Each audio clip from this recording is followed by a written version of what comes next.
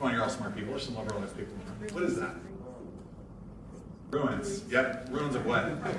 Yeah, it's the Agora, right? Like that's essentially that's like where, this was essentially the first media, right? Like you actually, as a community, people came together, like there was no broadcast media, there was no way. You actually wanted to go learn what was going on in the world and what was going on in your world. You came to the Agora. And you came to the Agora to have conversations, to hear the politicians, to buy and sell things. And it was essentially the place where everyone learned about what was happening, shared what was happening in their lives, and conducted business, right? That's essentially what happened. That was like the public place. Of course, back then it was basically, it was limited to men, you know, so things have changed. So fast forward about 1,500 years, and a couple thousand years, and you have the invention of the printing press, right? So now you actually have mechanized distribution of information. The problem with these original printing presses is you can see like this dude is actually like rowing some machine to actually press down on paper to make books, and it was really slow, right? So you had a printing press, but it took a lot of manual labor. It was very slow, and so the natural reach of any particular piece of information that was made on a printing press was small, right?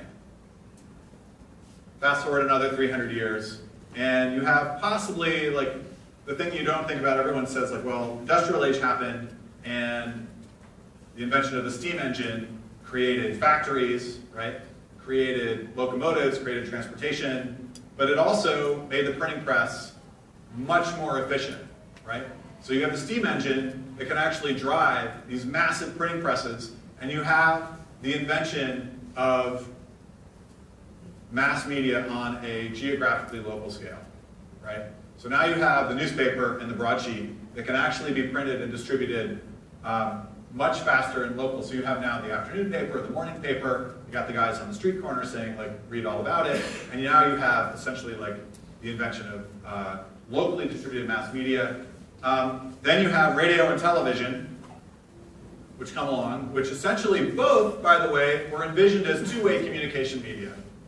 But as you all know, ended up as one-way communication media, right? So much more efficient way to distribute and broadcast information, which is like through radio and television. And then you have from essentially, you know, the 20s with radio and the 40s and 50s with television, you have the age of mass media, which is very, you know, few voices being shared very broadly with a lot of people.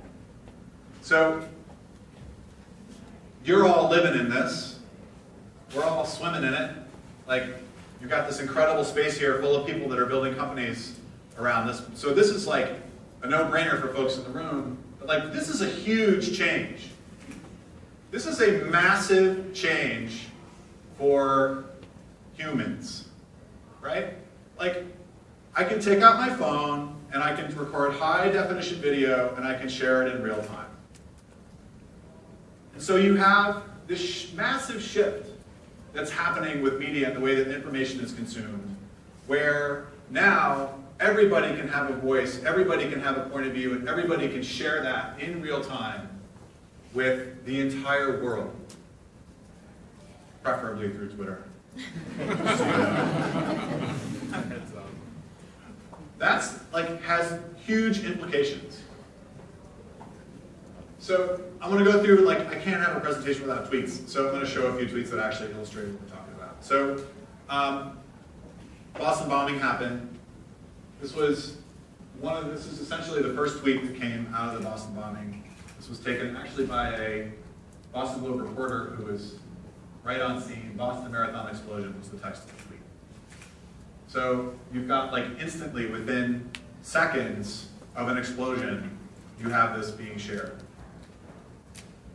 You have points of view from individuals that are there on the ground, on the street. We were so close it was scary. It felt the force of the explosion. People were fleeing and victims were scattered.